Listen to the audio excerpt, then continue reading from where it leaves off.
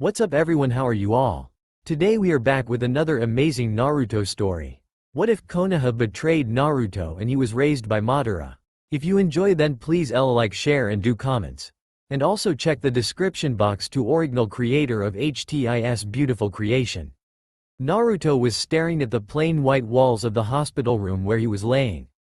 Bandages could be seen wrapped around his chest covering the area where Sasuke's Chidori pierced. He looked towards the still unused chair by his side and then to the door. No one had come to see him even to know how he was feeling. The only person who had come was Tsunade, though that was twice, first to bandage him up and make him feel better, the second was to bring him his favorite food, ramen. After that she never came again, but he thought of it that she was been held by Hokage duties, then his thoughts shifted to the rookie or rather the Konoha 11. He gets that Kiba, Neji, Choji, Shikamaru and Lee were hurt and would need to rest, but what of the others, what about his team?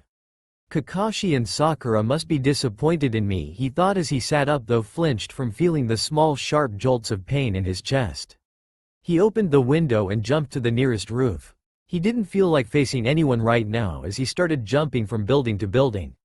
He got to his apartment and saw Sakura waiting for him in front of his door. "Hey Sakura-chan, I'm so sore." He never got to finish his words when he felt a sharp pain on his cheek. "How dare you, you promised that you would bring him back but you didn't. I should have known you can't keep a simple promise. Tsunade-sama should have just sent me in your place. I knew I was a more competent ninja than you, you baka. Just leave me alone, I don't want to see you in my life again." With that she ran crying. Naruto was still standing there with his head down when he heard a familiar voice. "I'm so disappointed in you Naruto. Another reason why I chose to train Sasuke over you. Can't even complete the simplest of missions. I just came to tell you that you are no longer a part of Team 7. I'm so sorry Kakashi-sensei, I tried my best," but when he looked up Kakashi was no longer there. Naruto felt something within him snap as he entered his apartment. "They all left me, they betrayed me. Sad isn't it?" A voice said in the dark. Naruto was shocked but got of it and hit the light switch on. There on his couch he saw a plant-like humanoid with a line running down its face dividing it in two equal half, one half black and the other white. It also had yellow eyes and it was wearing a black cloak with red clouds on it. "Hi, I'm White Zetsu," said the white part. "And I'm Black Zetsu," said the black part. Naruto tried to put up a not confused face though he failed miserably. "Hello. Who are you and what are you doing here? How did you get into my apartment? The door and windows were locked and from the look of things my window doesn't look broken." "We were sent to bring you to someone," the black part answered. "Someone who you would want to meet. What makes you think that I would leave?" Naruto replied. "Just like I said, isn't it sad? To see all who you trusted betray you, they all left you. They used you and after they dumped you, what makes you think the villagers won't assemble together and try to kill you for not bringing back their precious Uchiha, or the pink-haired monkey won't look for ways to have revenge on you? Think about it." Black Zetsu replied. "Who are you taking me to?" Naruto asked. White Zetsu smiled and said, "Your grandfather, Uchiha Madara. Meeting the ancient Uchiha. Madara is my what?" Naruto shouted. "Your grandfather, and he requested for us to bring you to meet him. But why didn't he come to see me when I was young and needed him the most?" Naruto asked. Black Zetsu replied, 1. He didn't know you were alive and 2. He wanted to meet you when you were already matured enough to know pain and understand pain. "So are you still leaving this pathetic village?" Naruto put down his head as he started going through his memories. Flashback. "Hey Gigi, do you think I could enter the Ninja Academy when a new year starts?" A chibi Naruto asked an old-looking man with a smoking pipe in his mouth with a grin. The old man looked at Naruto with a smile on his face as he ruffed his hair. "Yes, I think so. I will just fill in the necessary paperwork for you to enter."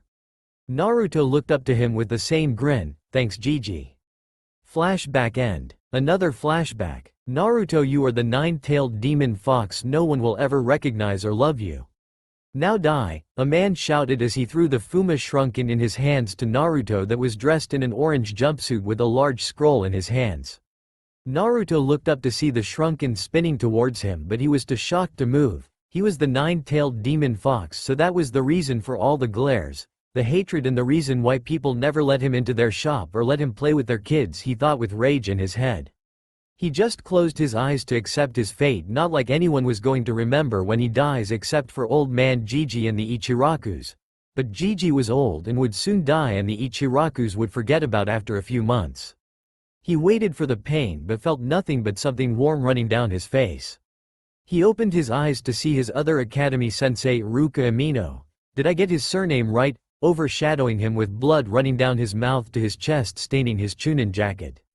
Iruka sensei, why? Naruto asked. Because I was once like you, an orphan whose parents were killed in the battle against the Kyuubi. I try getting people's attention by playing pranks just like you. When I first met you I hated you until I saw me in you, he responded. Then with a grunt he pulled out the Fuma shrunken out of his back and said to Naruto, you are not the Kyuubi Naruto, you are only its container. Flashback end. Another flashback. 5-year-old Naruto was walking down the streets when he felt something hit his head. He looked down to see it was a rotten tomato and saw who threw it. It was a man who had an angry expression on his face. Demons aren't allowed to walk among humans, he sneered. Naruto noticed a crowd was quickly forming and started to run.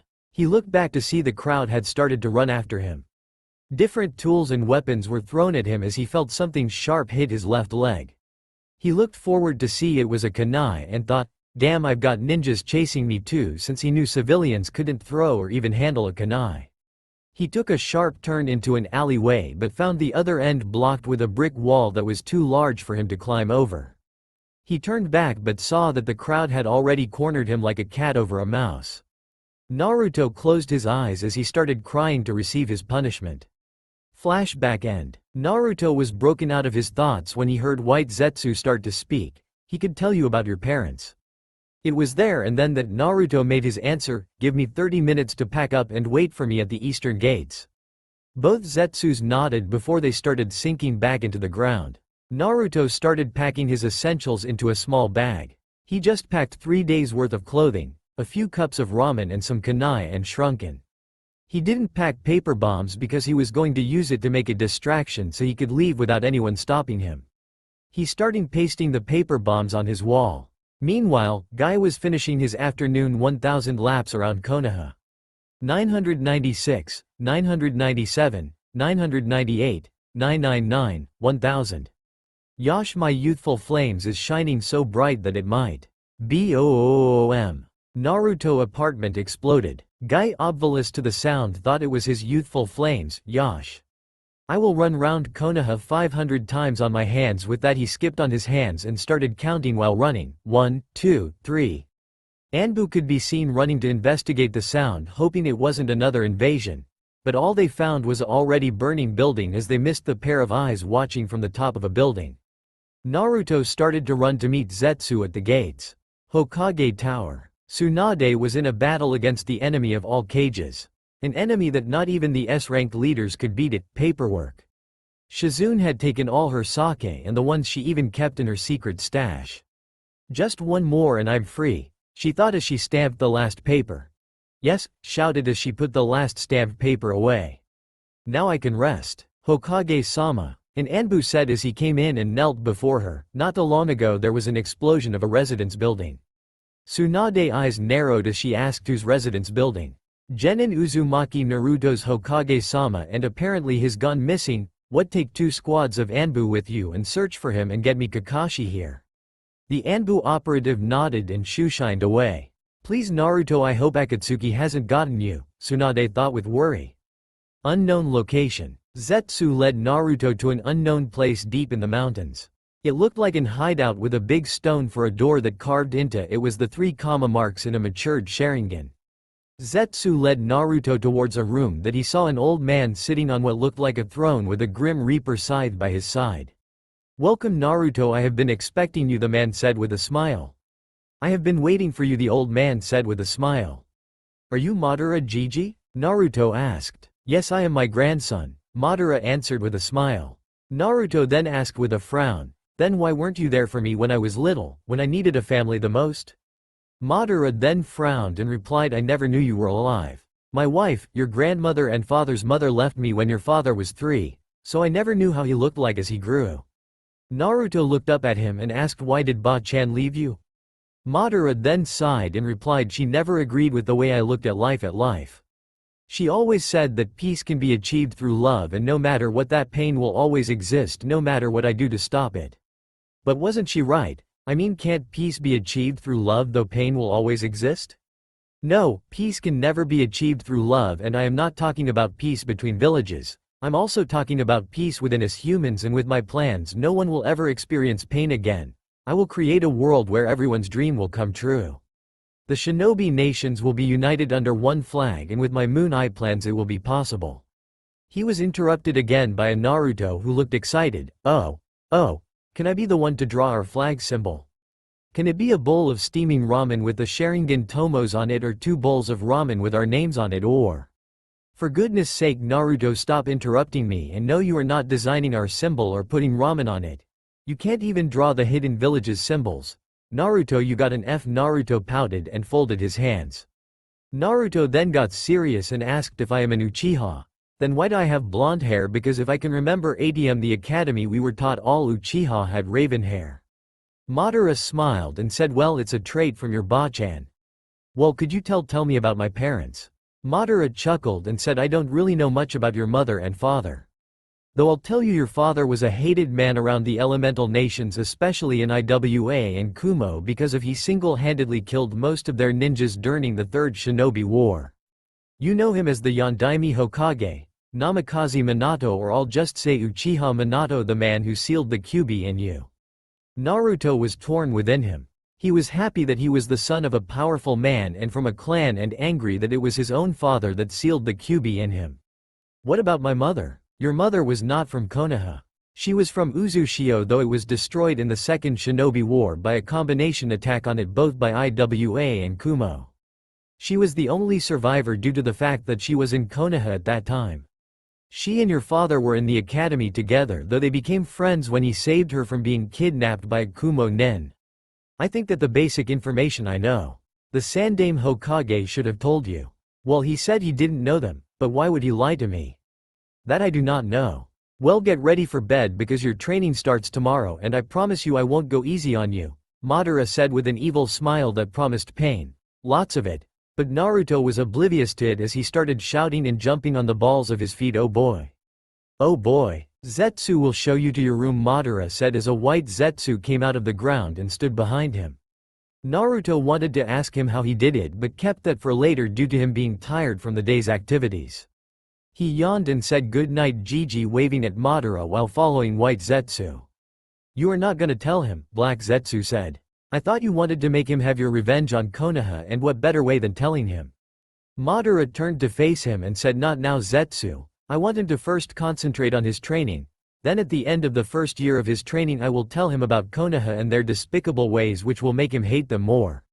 He may not show it, but I know he hates Konoha. I can see it in his eyes. Time skipped 3 days later. Konoha Council Hall. Tsunade had a lot of tick marks on her face, which showed she was really angry. The civilian council had called for a meeting, yet for the past 30 minutes they have been doing nothing but arguing. All right, that enough, she shouted as she banged her hands on her table while producing killer intent that though not much was enough to make the civilians whimper and the shinobi council flinch. The hidden Anbuto were getting uncomfortable as it felt like their breaths were being drawn from them, but exhaled a sigh of relief when she stopped. Now can someone tell me why I was summoned here, she said with anger in her voice. Not wanting to make Tsunade angry due to stories of how legendary her strength and temper was, a woman that had pink hair stood up and said, Tsunade-sama, we are here to decide about the rank of the demon in the bingo book, and the civilian council have decided on S rank. Tsunade then released another wave of killer intent, though that one lasted for only a second. Haruno-san, how dare you decide on a matter that demands a general meeting with the civilians? Try that again and I will put you and your co-civilians in jail. Now it will be a council meeting. We'll start with the elders, then the shinobi council. Danzo S rank, Homura A rank, Kaharu S rank, Hiyashi S rank. He had always disliked Naruto. Inochi A rank had no reason to hate him. Shuza A rank, Shikaku Troublesome A rank, Shibi A rank, Sume A rank. Civilian Council, 6, S rank. That leaves it at 8 S rank and 6 A rank. That puts Naruto as S rank in the bingo book, Danzo said. Tsunade's eyes became moist, though no one could see it. Naruto, please forgive me, she thought, as she stood up and walked away. OTO, unknown location. Orochimaru was overseeing Sasuke's training as he watched try to improve on the number of times he could use the Chidori. He could now use it 5 times before chakra exhaustion. Orochimaru-sama Naruto-kun left the leaf 3 days ago and now he is missing though Konoha thinks Akatsuki got him. Orochimaru swore and said to Kabuto, "Keep your eye on the lookout for the brat. If Akatsuki got him it means that all my plans are ruined. I hope time runs faster so as Sasuke-kun's body will be ready so as that soon as he kill Itachi and gets the Mangekyou Sharingan I will take over his body and achieve my dream of immortality." Yes, Orochimaru-sama. Madara's hideout. 696, 697, 698, 699, pants 700. Naruto collapsed on the floor twitching. Madara, who was sitting on him meditating, opened an eye. "Why did you stop? You were supposed to do 1000 push-ups." Damn, Naruto swore this was supposed to be training not torture. "For an old gramps you sure are heavy," Naruto told him. Madara stood up and said, "For such childish exercise and you complain, what will you do when the real deal starts?" Naruto cried, "Anime tears, childish exercises. He woke me up at 3 in the morning. What kind of human wakes up at 3? Had me do 100 laps around the hideout, which is about 30,000 meters according to Zetsu, 1,000 sit-ups and 2,500 squats, and now I have to complete this 1,000 push-ups and still have 2,000 pull-ups to do, and is now forbidden me from eating ramen, now forcing me to eat vegetables. Seriously, in my own opinion any food that is green is unhealthy and sick. Is he training me for some kind of muscle weight competition or what? If you finish this exercise I'll buy you as many ramen as you want," Madara told him. Naruto's eyes lit up as Madara said the magic words. "All right Gigi, let's do this," Naruto shouted with renewed fire. 701, 702, 703, 704, 705. Zetsu came up behind Madara and whispered, "You are not getting him the ramen, are you?" "No, I hate ramen," Madara whispered back. 6 months later. "Alright Naruto, let's try this again." "Hi," Naruto replied. "Kaden, Gokakyu no Jutsu," he shouted, then puffed out a giant fireball the size of a small house. "So how did I do, sensei?" Naruto asked Madara, who looked pleased. "Very good Naruto, I'm impressed," he replied. So far Naruto had learnt 2 fire jutsus so far, which were Kaden, Gokakyu no Jutsu, Fire Style, Great Fireball Jutsu, and Kaden, Hosenka no Jutsu, Fire Style, Mythical Fire Phoenix Technique, 1 Wind Jutsu, which was Futon, Daitopa, Wind Style, Great Breakthrough, and 1 Earth Jutsu, Doden, Doryuden, Earth Style, Earth Dragon Projectile. Naruto had started learning elemental ninjutsu 5 months ago after Madara decided to check his elemental affinity. It was a shocker to Madara when he saw that Naruto had 3 natures, fire, wind and earth, and they were all primary. He then deduced that fire was from the Kyuubi, wind from his father and earth from his mother. Since then he had started training him in his elements, though they were offensive. "So Gigi, are you going to teach me another awesome jutsu?" Naruto asked. "No, for now we will focus on your taijutsu training," Madara replied. "Taijutsu training? Amen, but you hit hard. Like really hard, sensei," Naruto said, remembering their first training session. Flashback. "Alright Naruto, give me your best shot," Madara said to Naruto, who was standing in front of him in a blue training gi. "Hi Madara sensei, here I come," Naruto shouted as he ran towards Madara and pulled back his right fist to punch him. As he got to Madara, Madara too pulled back a fist and punched him in the head. Naruto jumped back and shouted, "Damn, you hit hard for an old man. Damn, though it's not as strong as Tsunade Ba-chan's punch. If not for my high endurance I would have been knocked out," he thought as he looked as Madara again. "Alright, here I come again. Kage Bunshin no Jutsu, Shadow Clone Jutsu." As 10 copies of Naruto appeared and they all ran towards Madara. "Alright boys, you know what to do," one Naruto said to the others as they all attacked together. "Uzumaki," the Narutos said as they delivered their clone combo. Naruto Renden. Another Naruto jumped up and gave Madara a kick to the chest, sending him down towards the awaiting ground. The smoke from the fall cleared to show a Naruto clone that poofed away after it looked like it went through a grinder. "What?" Naruto shouted after he saw Madara was still standing in the same spot. "How did you do that?" Madara said nothing as he moved to attack. He delivered a hook punch to Naruto, fact sending him to the wall, didn't give Naruto the chance to recover and punched him in the stomach twice and jumped back to observe Naruto's reaction. OWWW. Naruto groaned as he came out of the debris and held his head. You hit too hard, sensei, but I've just said started. That night Naruto went to bed in pain and 3 cracked ribs, though he was okay in the morning, and the good side was that he unlocked his Sharingan. Flashback end. I almost died, Naruto thought while crying anime tears. Madara sweat dropped and decided to make it interesting for Naruto. Okay, let's make it an all-out spar. Ninjutsu can be used. Yes, Naruto shouted as he pumped his hand in the air. Let's do this, Naruto said with a grin as he got into a stance. Madara was the one who created it, though he didn't name it. Naruto had begged Madara to let him be the one who named it and was still looking for a good name for it. As the wind blew past, which signified for them to start, Naruto ran towards Madara at mid-Junin speed and started with a kick. Madara and Naruto were exchanging fists until Naruto saw it was getting nowhere and jumped back to get some space. He looked at Madara with his Sharingan activated as he flashed through some hand seals. Kaden. Hosenka no Jutsu shouted as he puffed out small fireballs towards Madara. Madara too flashed through some hand seals. Sweden. Mizurapa, he shouted as he shot a stream of water towards the fireballs. The fireballs and water met halfway and hit each other, creating a small mist that covered both Madara and Naruto. Naruto tried to use his advanced hearing to try and hear Madara's footsteps. But he heard nothing. He then felt pain in his back as he flew out of the mist and crashed into a wall. Damn, his fast, and this mist isn't doing me any good, Naruto thought as he flashed through some hand seals. FUUTON. DAITOPPA, he shouted as he blew out a big gust of wind that took away the mist, which revealed nothing. Madara wasn't there. You are too slow, a voice said behind him. Naruto turned around to punch him but hit nothing but air.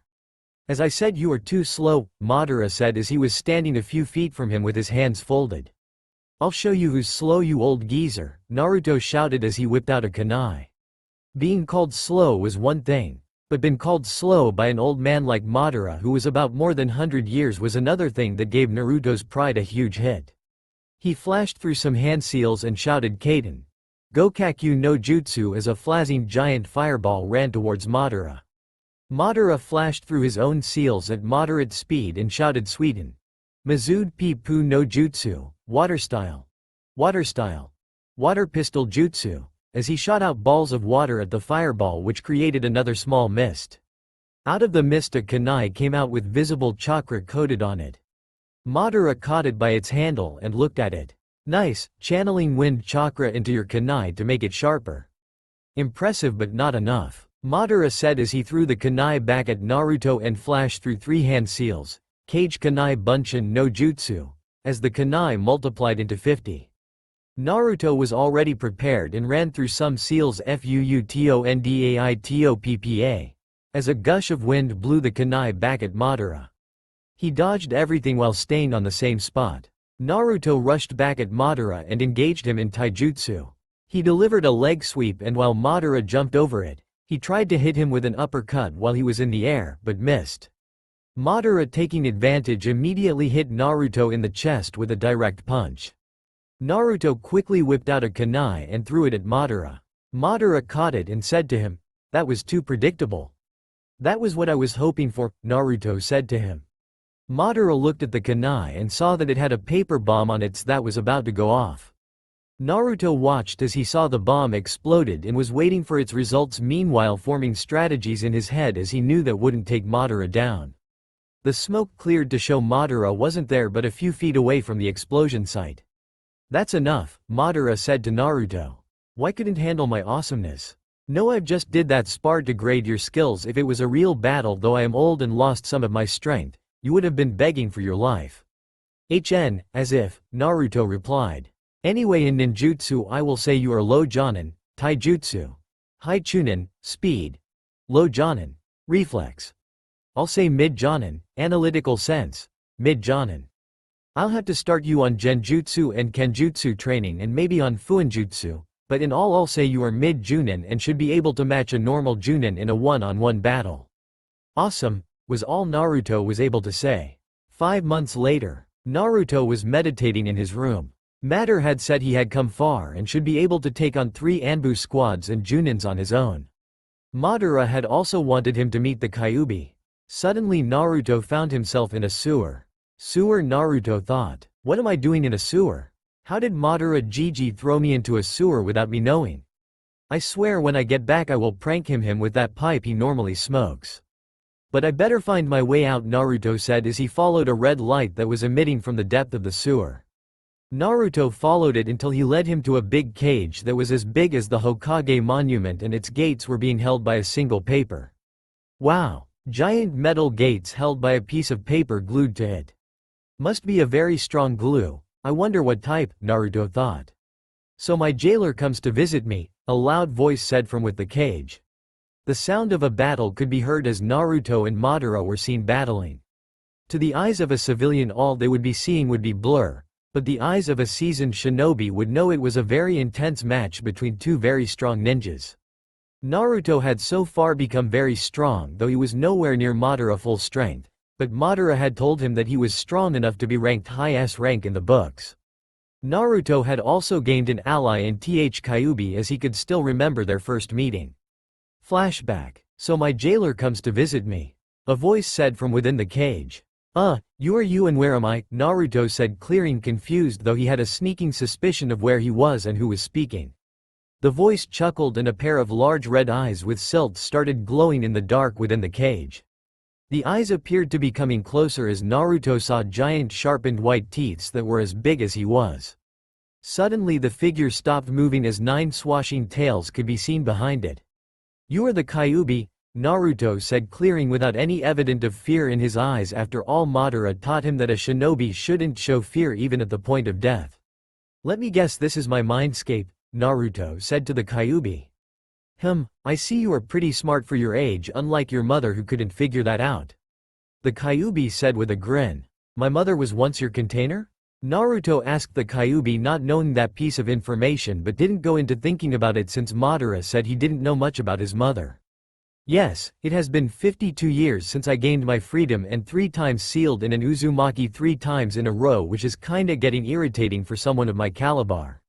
Controlled 2 times by those vile eyes of the Uchiha, which is why you couldn't activate it earlier on despite all the death situations you've gotten into. After all, I tried repressing your Uchiha DNA, but it proved to be the dominant one in your blood. The Kyuubi said with disappointment. Naruto became confused again as he asked, what do you mean by sealed in an Uzumaki 3 times in a row and being controlled 2 times by the Sharingan? Naruto asked. Uzumaki Mito was my first container.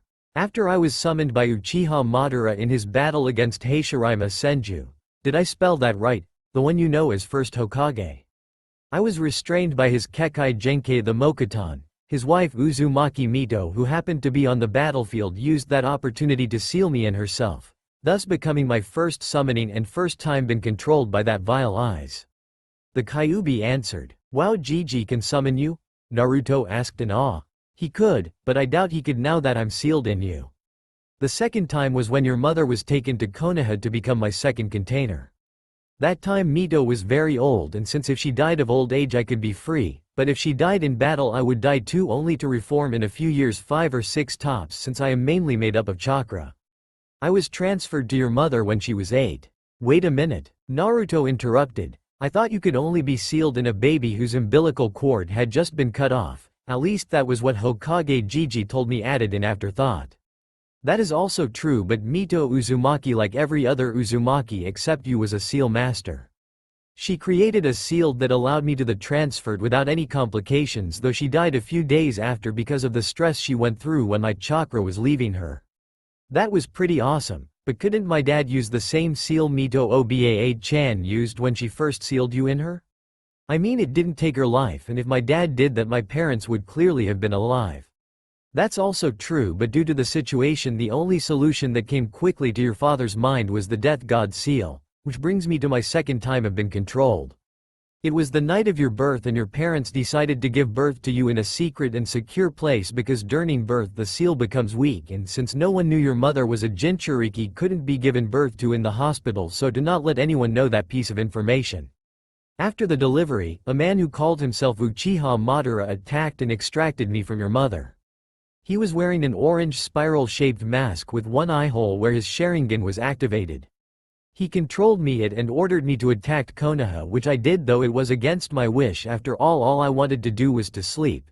After all, been imprisoned for years is bound to have an effect on you. As soon as he said that, Naruto had a large sweat drop at the back of his head. Who would have thought the proclaimed powerful, walking destruction machine demon that almost destroyed Konoha was lazy? But I was sealed into you by your father, though not the full me. What do you mean not the full you? Naruto asked. If I was sealed with all my chakra within you, you wouldn't last for a day before you die and I get free, so your father sealed the yin of my chakra in him and yang in you. This man that called himself Uchiha Madara, do you think he was really Madara? Naruto asked, wanting to know if his grandfather was the cause of the death of his parents. Even though I don't like Madara, I don't think the man 14 years ago was the true Madara. The self-proclaimed Madara got hit by the Fouts attack, which I know the true Madara wouldn't allow. 2. The true Madara wouldn't hide behind a mask. Madara is too proud to do that. Naruto was relieved to know that Madara wasn't the cause of his parents' death. Flashback end. Naruto had asked Madara about if he knew that someone was walking through the elemental nations bearing his name. Madara told him he knew and told him all about Obito and how Obito thought because he was powerful he turned against Madara plans and started making his own plans. The present. Madara and Naruto continued trading blows against each other, Sharingans activated. Naruto might have caught up with Madara in speed, but the old man still had the experience. It had been 2.5 years since Naruto met Madara and he had come far. Madara had ranked him high Junin in Taijutsu without the Sharingan. With the Sharingan he was high Anbu captain. In ninjutsu he was mid-kage with his arsenal comprising of mostly fire, wind and earth jutsu. In Genjutsu he could only cast it with his Sharingan, so that left him high Chunin in it if he didn't use the Mangaku. In Fuinjutsu he was a level 7 seal master. He had also taken an interest in Kenjutsu and had forged his own sword. He could channel elemental chakra through it and had named it Predator. Naruto had sworn that that blade would only be used when facing strong opponents or in an emergency. In Kenjutsu he was ranked mid-Junin. All in all he was low kage in strength. Naruto had achieved all 3 tomos in both Sharingan and had trained with it. The Kyuubi had used its chakra to unlock Naruto's Mangekyou Sharingan. Its shape was 2 Grim Reaper's scythe and AX Crossed 2 had so far improved on the Rasengan and could now do it one-handedly. He also created other types of Rasengan by infusing elemental chakra into them. They were Kaden, Rasengan, Futon, Rasengan, Raiden, Rasengan, Futon, Rasenshuriken, Rasengan Bomb. One of his favorite was the Rasengan Bomb, which was creating a normal Rasengan, infusing it with large amounts of wind chakra and try to shrink it. If large amounts of power that was shrinked was contained in such small space, there was bound to be an explosion, and a big one, and the best part of it was that since it was connected to Naruto's chakra he could detonate it anytime he wants. Doden.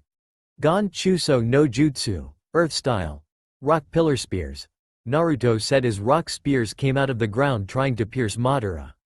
Madara expertly dodged the spears and tried to put Naruto in another genjutsu with his Sharingan, but Naruto dispelled it since he had been trained to detect a genjutsu done by the Sharingan by Madara. Kaden. Goryuka no Jutsu, Great Dragon Fire Technique, Madara said as he exhaled out a big dragon made of fire towards Naruto. Naruto then made a clone and they both flashed through hand seals. Sweden. Mizurappa, Water Style, Water Trumpet, Raiden. Kangekia, Lightning Style. Inspirational Wave. They both shouted as the real Naruto spew out a wave of water and the clone combined the lightning with it as it flew towards Madara. Madara ran through hand seals at unhuman speed and shouted Doden. Doryuu Heki, Earth Style. Earth Wall, as a wall of earth rose and blocked the attack that the wall got destroyed when they collided. Naruto whipped out a kunai and threw it at Madara and flashed through hand seals kunai kage bunshin no jutsu as the kunai multiplied into 30 kunai. Madara quickly caught the first kunai that got to him and used it to block the others and dodged the remaining, his eyes never leaving Naruto. He soon felt a presence behind him as he turned to barely block a kick to the face from another Naruto. He jumped back and saw the Naruto he was watching before turn into smoke. Nice, he distracted me with the kunais and switched himself with a clone to launch a sneak attack on me. Naruto got into a stance which he finally named Tiger Claw. Remember, Madara made it. It was centered on speed, agility and counter. Naruto ran towards Madara and engaged him in taijutsu. They kept on throwing their fists at each other as Naruto attempted to give Madara a leg sweep, but Madara jumped over it and launched a right hook at him, but Naruto blocked it. He then looked at Madara in the eye and cast a genjutsu on him. Madara cancelled it and kicked at Naruto again. Naruto jumped back and flashed through Hanseal's Kaden. Heisukisho no Jutsu. Fire style. Burning ash accumulation, he said as he exhaled a cloud of ash at Madara. When it got close, he gashed his teeth against each other and the ash sparked into a big bonfire. Madara was quick to counter with a water pistol jutsu which created a huge mist. Madara then felt a blade at his neck and saw Naruto looking at him with a smirk. "Yield?" Naruto asked him. Madara sighed and replied, "Yield." Naruto kept his smirk and looked at Madara. "If I was still in my prime, you wouldn't have beaten me," Madara said to Naruto. Naruto got a tick mark on his head as he shouted back in anger, "What was that supposed to mean, you old geezer?" Madara sighed as he went back to sit on his throne chair as Naruto dubbed it. "Damn, I've been sighing a lot these days," Madara thought. He suddenly started coughing while holding his chest as if he was in pain. Naruto was at his side at once, trying to know what was happening to his grandfather. "I fear my health is already failing due to how old I am," Madara said to Naruto. "You are very old, yet you still move faster than Hokage Gigi did," Naruto said back. Madara smiled and continued coughing. "Naruto, I fear my time has come for me to die, cough, but I want you to remember the plans for peace and all I have taught you. I, cough, don't want you to cry when I die, and Zetsu already knows to transfer my eyes to you so that you can gain the eternal Mangekyou and won't be stopped by that despicable blindness." By then Naruto's eyes already showed signs of tears threatening to spill. With that, Madara died. Naruto bowed his head and offered a quick prayer for Madara, after which he stood up, refusing to cry. Madara told him not to and he will obey his wish. He then looked at Black Zetsu, who was watching them. "After I bury him, you'll transfer his eyes and we begin his plans." Konohagakure. 6 months later. Sakura was walking down Konoha streets to the Hokage Tower where Tsunade had requested for her. She, Ino and Hinata had become medic nins under the tutelage of Tsunade, who started training them a few weeks after Naruto's disappearance. The entire Konoha 11 minus Naruto, Sasuke and Neji had become Chunins and Neji was a Junin. She was devastated when she went to Naruto's apartment to apologize to him, only to hear he was gone. In 5 days 2 of her teammates were gone. Sasuke left for power, while Naruto, no one really knew why he had left. Some said he sent the Uchiha away and betrayed Konoha and left, while others said he was kidnapped by Akatsuki. Kakashi had gone back to Anbu duties in remorse after he discovered Naruto was his sensei's son. She could still remember when Tsunade called together the Konoha 11 and told the truth. Why Naruto was hated, his parentage and the Akatsuki. Hinata was also devastated when she heard Naruto left or was kidnapped. Jiraiya had spent the last few years searching the elemental nation for him. She snapped out of her thoughts when she saw she was at the door of the Hokage's office. She knocked twice and opened to see the rest of the now dubbed Rookie 7 and their senseis. She was surprised Kakashi was also there. She stood close to her comrades and nodded to them as a sign of greeting. Now Tsunade started speaking. "I called you all here because of an emergency. 2 days ago word arrived that Suna was attacked by the Akatsuki and their case cage was kidnapped. As you all know, Gaara contains the one-tailed Shukaku and I fear Akatsuki is already on the move. So you will all prepare and leave in the next 2 hours." "Hi, Hokage-sama," they all chorused and left. Naruto, please be alright, she thought as she looked at a picture on her table that was taken when Jiraiya and Naruto were returning to Konoha with her. Few hours later, the rookie team got to Suna, where on their way they encountered Temari. There they found out that Kankuro had fought Sasori of the Red Sands and was poisoned.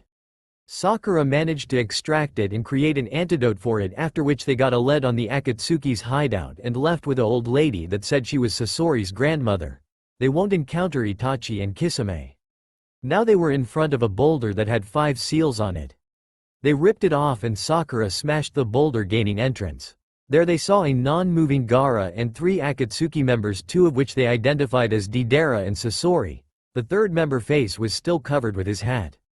Gasp, Naruto-kun? Hinata asked with her Byakugan activated. Naruto, that's Naruto? It can't be. Naruto has been gone for almost 3 years and there's no way he would join the Akatsuki when they want to kill him, were the thoughts floating in the Konoha shinobi's head. Despite the tense situation, the figure remained still as he stood in between the grinning Deidara, who had been looking for subjects to test his new arts on, and a still-moving Sasori who had a still face but looking deep into it you could see bloodlust. Naruto-kun, is that you? Hinata asked with hope in her voice as she tried to take a step forward but was held back by Kiba, who looked at her with a frown that had disappointment in it. I can't believe you, Hinata. How will Naruto of all people join the Akatsuki when he knows they are looking for him, since he is a Jinchuriki and they are the Akatsuki, a bunch of S-rank criminals who knows the kind of genjutsu they know that it can deceive the Byakugan, and they might have hanged into Naruto to throw us of our game. The Konoha shinobi accepted Kiba's explanation as the truth and got ready for battle as they dropped into their fighting stances. The 3 Akatsuki members looked at each other silently, communicating before running towards them, with Deidara taking Choji, Kakashi and Kiba, Sasori taking Sakura, Ino, his grandmother who said her name was Chio and trained Sasori in puppetry, and Shino, while Naruto took Hinata, Kuriani, Shikamaru and Asuma. Deidara formed a bird out of his clay and flew away with the 3 shinobis not far behind. Naruto took his opponent to the open while Sasori battled inside the hideout. Deidara fight. Deidara kept on throwing down white clay balls as he continued flying. Kiba, who tried to perform a fang over fang, narrowly escaped as he was hit by the balls that had started exploding after he started his jutsu. Kakashi, who was jumping in the trees, whipped out 3 kunais with exploding tags wrapped around the and threw it to counter as they exploded in the air. Deidara looked down with a grin and said out loud, "No matter how much you try, you are no match for AR." Deidara stopped as he felt something heavy landing on his bird. Deidara looked and saw it was Choji. So that was his plan, Deidara thought. To block my view so I won't know when they attack. But no worries, it was a mistake on their side, as he formed another bird and jumped on it while putting his hands in a hand seal. Katsu, he shouted as the bird Choji was on exploded. Deidara stopped to look at his creation with a grin but was surprised when he saw a huge ball spinning down to pound him to dust. So you didn't die?" Deidara asked as he dodged Choji and Kiba's attempt to bring him down, not seeing Kakashi with his Sharingan eye open. Kakashi jumped onto the bird and tried to kick Deidara down but was blocked with his left arm. Deidara looked at Kakashi with a smile and told him, "So you want us to do this like men? You and me, let's guff." Deidara was silenced with an axe kick to the chest from Kakashi. Kakashi watched with a smile as Deidara fell, going right into the forest where he had planned with Kiba and Choji to finish him off. But that smile washed away when he saw the Deidara falling melt into clay. A clay clone, Kakashi thought in shock as he saw another Deidara on a dragon heading towards him at breakneck speed. Kakashi narrowly escaped due to his Sharingan. Kakashi flipped through hand seals Kaden. Housenka no Jutsu, fire style. Mythical fire phoenix technique, as he shot out small balls of fire towards the dragon. The dragon dodged the balls but got hit by one when it came close to Kakashi and exploded, Kakashi falling off the bird he was standing on and Deidara landing on it. Did you think you could beat my art? Think again." Deidara said as he flew towards Kakashi and threw objects that looked like mosquitoes to Kakashi that exploded while still in the air. Kakashi landed on a large tree branch and was joined by Kiba and Choji. "Damn his explosions," Kakashi cursed as they retreated, trying to escape the explosive balls that were falling from the sky. "I might have to use it," Kakashi thought as they narrowly avoided another set of explosions. Kiba, attack from the left. Choji, attack from the right. Let's take this crazy bomb artist down. The 2 Chunins nodded and jumped away. Choji did a super multi-size technique and bounced towards Deidara while Kiba and Akamaru were spinning towards him with a double-headed wolf. Kakashi jumped up to face Deidara as his Sharingan started spinning to stop to show a wind wheel in place of the 3 tomos in it. "Kamui," Kakashi said as he looked at Deidara. Deidara jumped away but was not fast enough as his left arm appeared to be in a vortex and disappeared. Deidara was shocked as he looked at Kakashi, who looked tired. "What the hell did you do to me?" Deidara shouted at Kakashi as he didn't see Kiba coming and was hit by his jutsu. As Deidara flew back and tried to twist to land, he met Choji's fist and flew to the other direction. Deidara of the Akatsuki, if you quietly surrender to will be taken to Konoha as a prisoner gently, resist and be exterminated. Never, I will never surrender, you will never take me alive, he said as he put his single arm in the tiger seal and ripped open his Akatsuki cloak to reveal a mouth on his chest. What with this guy and mouths? Kiba shouted. Behold, my greatest art, Deidara shouted as he fed the mouth a large amount of clay. Then dark veins started appearing on his body as he started laughing manically as the veins retreated into a sphere on his chest. By then Kakashi had already started retreating with Kiba and Choji as Choji, still in his large size, collected Kakashi and Kiba in his hands and bounced, still looking at them, grinned. See ya assholes, meet my ultimate jutsu Katsu. As his body exploded, causing a large explosion that the Konoha shinobi barely escaped. Whew, that was close, the shinobis thought as they continued running to go help the others. If they had looked back to the explosion site, they would have seen a giant white bird leaving the area. Sasori fight. Hello grandmother, Sasori said as he looked at Chiyo. Hello grandson, Chiyo said as the shinobis beside her prepared for battle. Wait, Chiyo told them as they stopped. Let me first fight him, after all I was the one who taught him puppetry. Let's see if he has improved. Sasori then looked towards her and said, You're making a huge mistake here, Granny, he said as he unsealed his puppets. I hope you're ready because I used this technique to destroy a village. Chiyo then unsealed her puppets too. Let's battle, she said as she controlled her puppets to attack Sasori. Sasori then swung into battle. Dance of 100 puppets as their puppets clashed.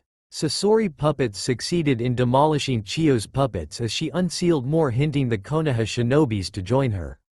Sakura came crashing down with a punch as she tore through the puppets. Shino used his Kikachu to eat up the chakra strings used to control the puppets, and Ino channeled chakra through her hands as she, like Sakura, tore through the puppets. Soon after, all that remained were just broken wood and metal.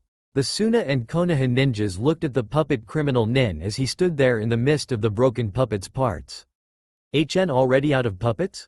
Ino asked. Sasori didn't say anything as he unsealed a puppet that looked familiar. Ha, just one puppet, don't worry guys, I've got this, but got pale by what she heard after. Remember him, Grandma? Chiyo gasped as she took a step backwards. That the Sandame cage. So you are the one who killed him and turned him into your puppet? Sandame cage? Ino said in shock as she looked as the puppet.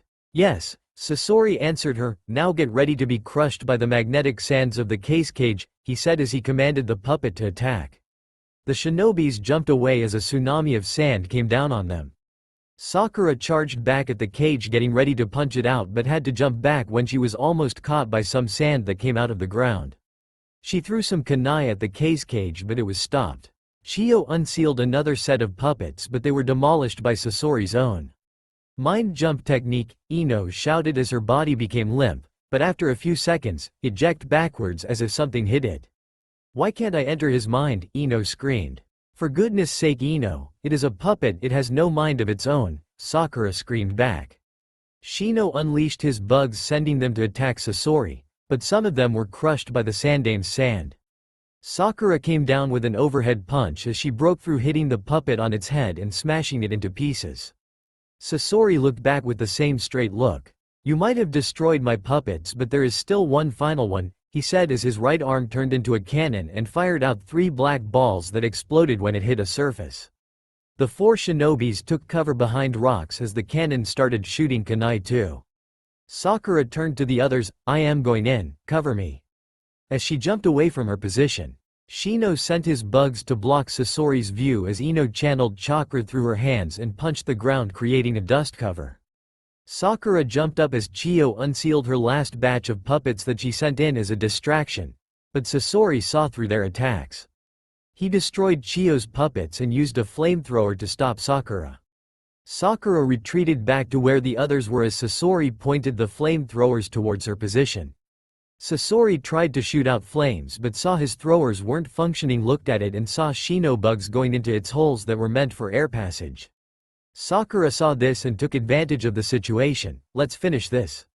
As they ran towards Sasori, Ino hit the ground and picked up a giant stone and hurled it towards Sasori. Shino ran along with the rock to distract Sasori. As Sasori was distracted by the rock and Shino while trying to remove Shino bugs, Sakura came out of the ground with a fist high as she gave Sasori a uppercut, shattering his puppet body. As the four shinobi regrouped, they looked towards Sasori's direction, and what they saw wasn't what they expected: an 18-year-old redhead lying on the floor bleeding. They was surprised. "You said Sasori left Suna when he was 17. Shino said to Chio when he saw him, and it has been 13 years since then. How come he still looks like he's 18 when he should be 30? Chio looked back at him and replied, "He was always fascinated by the workings of a puppet and always wanted to see what more they could do. He must have gotten a way to turn himself to a puppet," she said. None of them saw Sasori standing up as he rushed at them, aiming at Chio. Sakura threw a side glance, caught him running at them, and tried to retaliate but wasn't fast enough, but due to her training with Tsunade she managed to strike a blow to his heart area. Sasori fell back as he coughed out blood. "HN, looks like this is my end. You gave me a deadly hit to the heart. You were too late, the boy is dead," and with that Sasori died. The four shinobi left Sasori as they ran towards Gaara's location. They left too quick, or else they would have witnessed Sasori's body turn blackish-brown in skin complexion. The strangers fight. The unknown ninja stood in front of the four Konoha nins as they glared at him. He tilted his hat up a little bit to reveal a stick at the left corner of his mouth. He spat it out to reveal it was an already finished dango stick. "Who are you?" Asuma asked. My, already tense? "You can call me Daisuke," he replied. Daisuke then took a step forward, which got the four nins to be on alert. He then put his right hand behind him as if he was going for his kunai pouch. Hinata, who had already activated her Byakugan, couldn't see what he was going for. A transparency barrier seal, mainly created for the Byakugan. "You can't see through me or within me except for my face. I have them written in my clothes," Daisuke explained as he saw her confusion. The ninjas then saw him bringing his arm back forward as they were ready to repel or dodge whatever he was going to bring out. They would have attacked him when his arm was in his pouch, but he was an Akatsuki member. Being a member of that organization meant S-rank business. He then brought up his hand to reveal a can of Coca-Cola. Four ninjas' jaws dropped in surprise. "Ah," Daisuke exhaled. "Nothing is more better but a nice can of cola to wash down after a meal," he said as he started sipping the cola. "Hey, take a serious," Kuriani shouted at him. "Oh, you are still here," he replied. The four Konoha shinobis all had a huge sweat drop. "He forgot we were even here," they thought. "Well, since you won't leave, I just have to drive you all away," Daisuke told them with a frown. "Finally he's going to battle," Asuma thought. "Shoo, shoo, shoo," Daisuke screamed at them. For a second time, the shinobi's jaw dropped, which Daisuke could swear made a small crater. The shinobis had different thoughts. "What with this guy Kuriani? There is something about this guy that unnerves me, Shikamaru. He also thinks we are weak, just like father thought of me, Hinata. I'm gonna murder him." Asuma. Daisuke of the Akatsuki. "By the order of the Godem Hokage, you can either surrender peacefully and be taken to the Hidden Leaves to be tried for your crimes, or be killed," Shikamaru said. "Well, if you wanted a battle you could have said so," Daisuke replied. "No, that isn't what I'm trying to say. Shikamaru was cut off as the missing nin put his left arm in a half-tiger seal kaiden. "Gukaku no jutsu," he said as he blew out a giant fireball the size of a cabin. "Shit, he must have one load of chakra to be able to create a fireball like that big," Asuma thought as he and the others scattered to dodge the fireball that almost crashed into them and knocked down 3 trees before going out. Hat was close. "Phew," Daisuke said as he brought his can of cola to his lips. "Go," Asuma said as they all rushed at the Akatsuki nin, attacking him at the same time. Daisuke dodged all their attacks as he moved gracefully while taking sips from his drink. Daisuke then saw Asuma coming at him, running through hand seals, and knowing Asuma it would probably be a wind jutsu. As he tried to move, he found that he couldn't move his legs. Kage main no jutsu, shadow imitation technique, success. From the corner of his eyes Daisuke saw that it was the lazy-looking boy from before who he suspected was a Nara, but now his technique confirmed his suspicions. Futon. Reppushou, Daisuke heard as he was almost hit by the technique from Asuma. Daisuke had used a lot of chakra to break himself free and dodge Asuma's attack, but his drink was not fortunate. Daisuke watched as his can of cola was torn apart by the speeding air. No cola, why? Why? Daisuke cried as he knelt down by the now destroyed cola can. I didn't get to finish you. Daisuke stood up as he looked at the Konoha nins with anger in his eyes, especially at Asuma. You have committed something worse than murder. I will never forgive you. With those words he attacked. He ran at Kuriani first and engaged her in taijutsu. He did a leg sweep but Kuriani jumped over it, then he flipped over her as he got behind her and started attacking her with series of punches and kicks that Kuriani could barely follow. Asuma and Hinata came up behind him to attack. Hinata charged in with a 32 palm attack as Asuma jumped overhead for a frontal attack. By the time Hinata stopped, she saw Kuriani only groaning in pain. Then she realized that Daisuke had substituted with Kuriani to take his hits. She looked back to his Daisuke, who waved at her. Asuma then ran at him. This is for my girlfriend, he said as he tried to use his trench knives to slash Daisuke across the chest. Daisuke dodged as he turned back to kick Asuma in the chest and, this is for my cola, he said as Asuma skipped away like a stone. Hinata and Shikamaru attacked at the same time. Kage Kyubi Shibari no Jutsu, shadow neck bind technique, Shikamaru said as a shadow rose out of the ground and grabbed Daisuke's neck. Hinata now, Shikamaru said as Hinata charged in and delivered another 32 palms. Shikamaru released Daisuke as they were planning to take him in alive. Daisuke grunted in pain and turned into smoke, revealing to be a clone. He was a clone, Shikamaru and Hinata thought in shock. Kaden. Ryuka no Jutsu, Daisuke said as he dropped out of the trees and breathed out a large dragon made of fire at the nins. Hinata got in front of Shikamaru. Kaden, she said as she started spinning, blocking the flames. Daisuke used the opportunity and delivered 2 blows to the stomachs of both nins. Both Shikamaru and Hinata fell to the ground. As Daisuke wall-liked towards them, he was then surrounded by the remaining Konoha nins who had finished their fights with an alive Gaara and a dead Chiyo. Stay back, Kakashi called as he put his hands down to form his infamous Rankuri technique. You are coming with us. Daisuke watched as Asuma and the others stood back up and took their stances. My, I'm gonna have to leave. With that he whipped out another can of coke from nowhere and body flickered away. He got away, Kuriani said as they relaxed. Shit, Asuma swore. What Asuma? Kakashi asked as everyone looked at Asuma. Asuma looked at the spot Daisuke was standing. That son of a bitch had another can. With that everyone's sweat dropped, including Shino. The Konoha shinobis had safely gotten back to Konoha after they had rescued Gaara, who was brought back to life by Chiyo, who did a kinjutsu that brought him back to life, exchanging her life for his. The 3 teams were now standing before Tsunade giving their report. So you managed to kill 2 Akatsuki members and 1 escaped. Tsunade escaped. Yes, Hokage-sama, replied Kakashi, who was the leader of the group. So what is the name of this said criminal and what do you know about him? Tsunade asked. He said his name was Daisuke, though we don't know where he's from, Kuriani replied. Tsunade brought out a book and stated, flipping through it. Can you describe him? Tsunade asked. He has blonde hair with blue eyes, has a thing for drinking cola and might be a fire elemental user. That's all we know. Hinata said. Tsunade continued flipping through the pages of the book, which confused the ninjas. Hokage-sama, I don't mean to be rude, but what are you doing? Shikamaru asked, voicing out everyone's thoughts. I'm looking for this Daisuke of a person in the bingo book. Why? Asuma asked.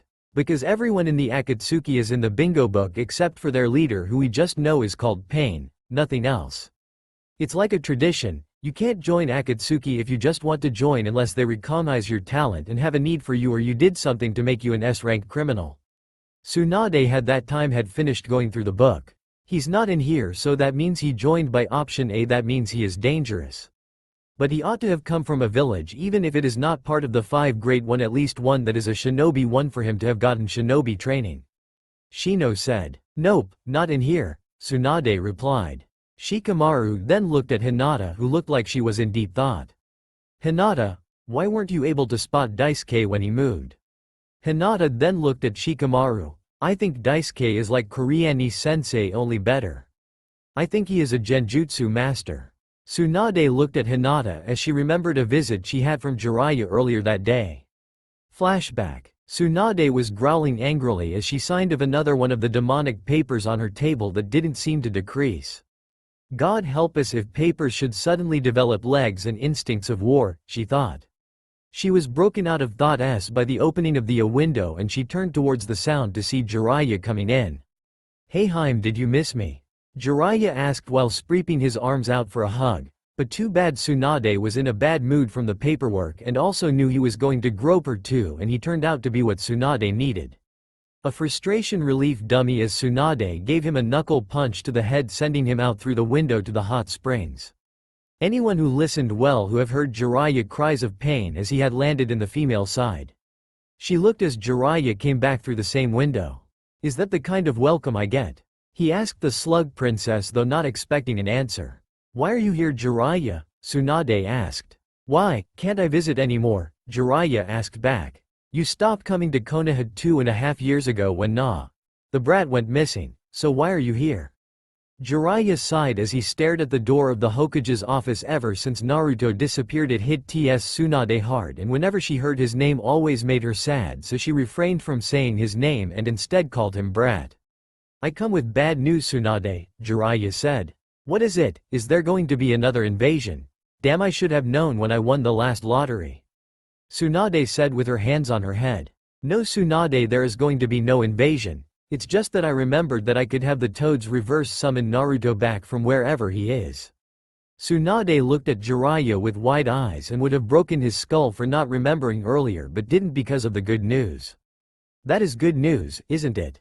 Tsunade asked. "That's the problem. When I checked the summoner's scroll, Naruto's name was written in red." "So what's the problem?" Tsunade asked. "When a summoner's name is written in red, that means that the person is dead or has terminated his contract, and since Naruto doesn't know how to terminate a summon contract, we believe he is dead," Jiraiya said with heavy heart. Flashback end. "You guys, I have bad news. Jiraiya dropped by earlier this morning to give me a very bad news," Tsunade said. "There's no more sake available in Konoha and the neighboring villages. Damn, my bad luck horoscope just had to be right," Kakashi said as he started sweating grievously. "No, that isn't it, and why do you need a bad luck horoscope? What is even a bad luck horoscope?" Tsunade replied back in confusion. "Don't worry, Tsunade-sama," Kakashi said, relief evident on his face, as he had wanted to go soak himself in sake after the mission they just had and maybe see if he could hit a girl for the night. "Naruto Uzumaki is dead," Tsunade said as she heard two gasps. "What?" Kiba shouted. "Jiraiya came in this morning to tell me that he could have reversed summoned Naruto, but his name was written in red, signifying that either he was dead or he terminated the contract, and seeing he doesn't know how to do it, he assumed the other option." Hinata broke down into tears as she opened the door and ran out. "Damn greater bad luck horoscope," Kakashi swore. "You have two of them?" Kuriani asked. "What did the first say?" Asuma asked. "There will be sake shortage for the next 3 days in your village and neighboring villages," Kakashi answered. "And the other?" Kiba said as the others looked at him. "You will receive a tragic news today," Kakashi finished. Tsunade exhaled and pressed down a button on her desk. "Shizune, please bring 4 bottles of sake," she said as she removed her finger from the button after she was done. Shizune stepped in and fidgeted as she looked at Tsunade. "Tsunade-sama, the brewery stopped producing sake as of yesterday as they didn't have enough workers to keep up with the high constant demand for sake from Konoha, so there is no sake in Konoha or its neighboring village," Shizune said. In the distance everyone could hear a thundering and no unknown place. Daisuke sat on a rock in the main Akatsuki hideout, devouring his 7th bowl of ramen as other bowls yet to be eaten were by his side waiting for their destined demise. "Son of a bitch stole my wallet." Hey, Naruto heard as he looked up to see Deidara, Sasori and Konan approaching him. Deidara had his full attention into a book which he recognized as Icha. Konan was scowling at him because of his shameless attitude, and Sasori was just Sasori. Naruto stood up to meet them, finishing his last bowl. "Hey guys, successful mission or what?" Deidara did not say anything but brought his face closer to his book, making Konan's scowl enlarge. Sasori looked at Naruto as he said, "I didn't get enough time to make them appreciate my art," he said with a frown. Naruto looked at them as he remembered when he joined the Akatsuki. Flashback. Naruto walked through the forest of Lightning Country, He saw a man standing in the way who when he looked closer recognized as Itachi. Naruto stopped walking as he looked at Itachi. The two of them seemed to be locked in some kind of staring contest. Itachi then blinked and looked at Naruto. Uzumaki Naruto, I see you left Konoha too, just like my stupid little brother. Naruto with a frown replied, don't compare me to Sasuke, now what do you want? Itachi then took a step forward and answered, I come with an invitation from Akatsuki. We're recruiting new members, would you like to join? Naruto raised an eyebrow up at the strange request. What's in it for me? He asked. Time skip. A man with orange spiky hair and purple eyes that had several concentric circles with piercings on his face looked at Naruto, who stood before him, and the other members except Kankuzu, who wasn't there. So Naruto Uzumaki, Jinchuriki of the Kyuubi no Kitsune and ex-ninja of Konoha, what makes you think you are fit to join us? Naruto then replied, Itachi wouldn't have come for me if he knew I wasn't good enough. What are your reasons for joining us? Pain asked. Well, Itachi said you guys spent the last few years gathering funds and you take care of your members so long they swear loyalty to you, right? Yes, that is true. Well, I will join your cause as long you take care of my feeding expenses. Itachi, who was behind Pain, witted his eyes at the request as he thought, damn, I give our treasury a few weeks and we are going bankrupt. After all, Itachi knew about Naruto's legendary appetites, as he had treated Naruto a few times to ramen when he was still in Konoha, and let's just say he went home a broken man. Deal? Itachi was broken out of his thoughts as he watched Pain shake Naruto's hand, sealing the deal. Damn, Kankuzu will be mad. Now we will taste your abilities. Pain told him. Flashback end. Since then, let's just say Pain never wanted another member. Least they turn out to be like Naruto. Kankuzu too didn't like Naruto because he wasted precious money on soggy noodles. Naruto looked at Deidara as he continued to read his book. Naruto ripped the book out of his hands and looked at it, flipping through pages. Conan, thinking he was another pervert, growled at him. Hey, my book! Deidara yelled at Naruto. Naruto, finishing the last page, closed it and kicked Deidara in what defines him as a man. Deidara let out a girlish scream as he crumbled to the ground. You pervert! I hate perverts, he yelled at him and tossed the book at Deidara, who had anime tears pouring out of his eyes. Naruto then turned and left. Finally, a male who isn't a pervert around here, Conan sighed in relief. I'm not a pervert, Sasori said. Yee, that because I think you're gay, Conan replied. What, was I lying? Conan asked as she turned to face Sasori. Yes, I am not gay, Sasori relied, pointing his finger at her. Well, that's none of my concern. I was on my way to tell Naruto, the only non-pervert in our group, about his new mission until I saw you guys. What about Pain, is he a pervert? Sasori asked. Conan said nothing as she started walking away. She had a suspicion that Pain was a pervert, as she normally heard Tendo Pain reading something to Nagato in his office and heard perverted giggles later. What she never knew was that Naruto used his Sharingan to memorize the book as he flipped through the pages. Of course, she never knew he had it. Orochimaru hideout. Orochimaru and Kabuto overlooked Sasuke training from a veranda as they watched as Sasuke tear through an army of sound nens as he channeled lightning chakra through his ninjutsu. Orochimaru-sama, do you think Sasuke is ready? It will soon be time for you to change bodies, and he is still yet to unlock the Mangekoi Sharingan, and you know you can't achieve your dream without it. He said as he looked at Orochimaru, who had a devious smirk. I still have 4 months till it's time for the transfer ritual, I'll think of something. Orochimaru replied. They turned just in time to see Sasuke finish the last nen. They started walking towards Sasuke, who turned to look at them. Hee Sasuke-kun, you look stronger than you were 3 years ago. Sasuke didn't say anything as he clenched his fists and looked at them. I feel stronger, though not sure if strong enough to kill him. I need more power, he thought.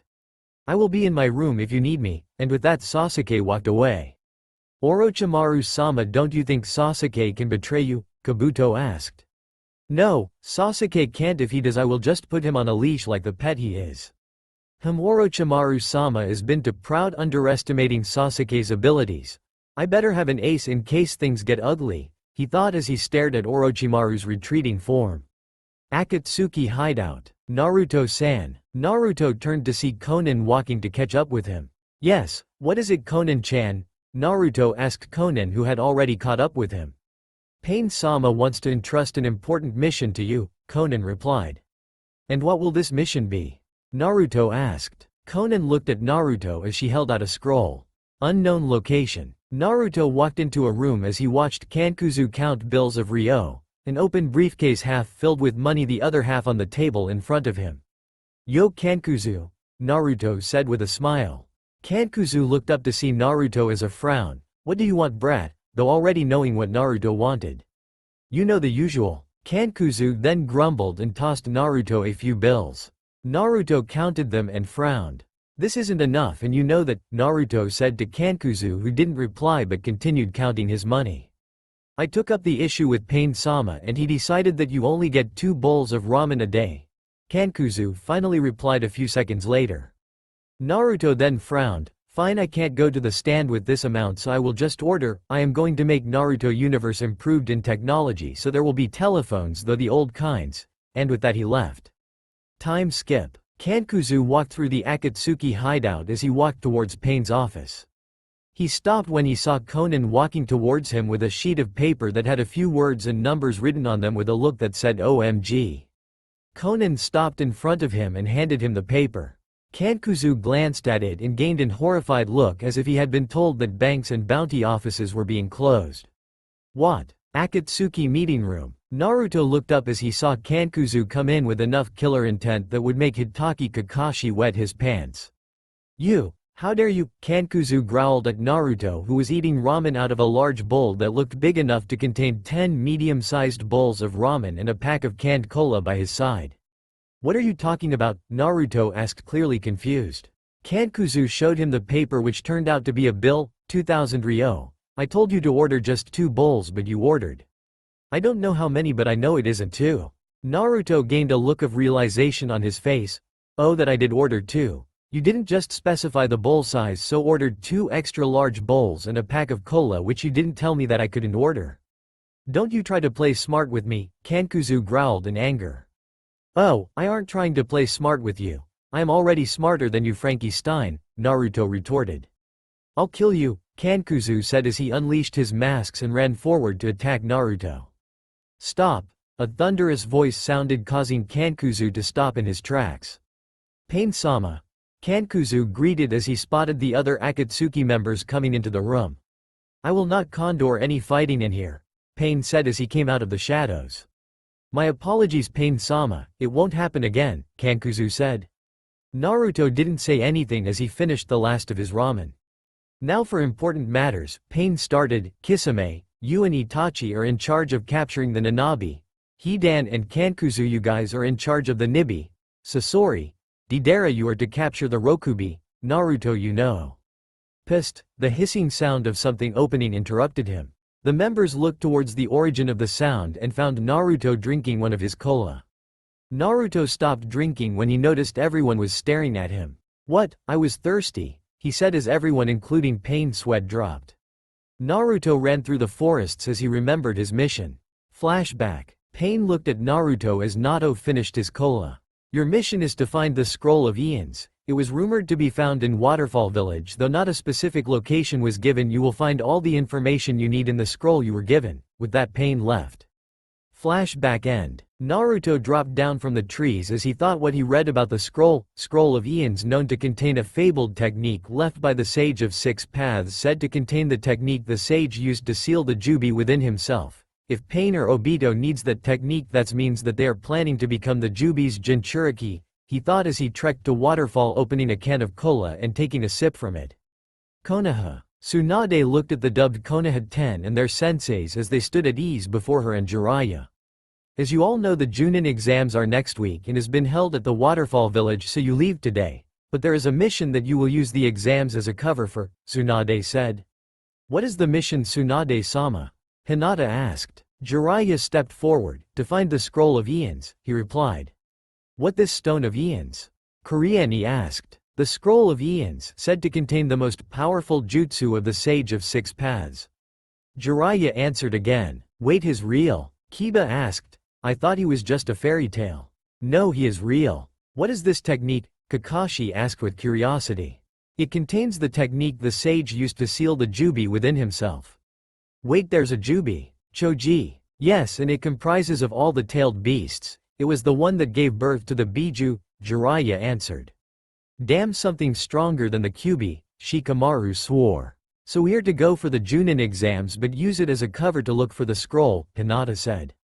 Yes, but shouldn't we tell the waterfall village in case they know where it is? Shino asked. No, the waterfall village wouldn't let it out and they might kick you out of their village. The waterfall village might be a shinobi village but it doesn't have the resources to defend itself if two S-rank shinobis like the Akatsuki were to attack it. That's why it is a minor shinobi village, Tsunade replied. Now you guys are to depart in an hour and good luck, and you will be accompanied by Suna shinobi Tamari. Hi Tsunade-sama. And with that they left, leaving Tsunade and Jiraiya alone in the office. UGHH. I hate being Hokage, Tsunade groaned.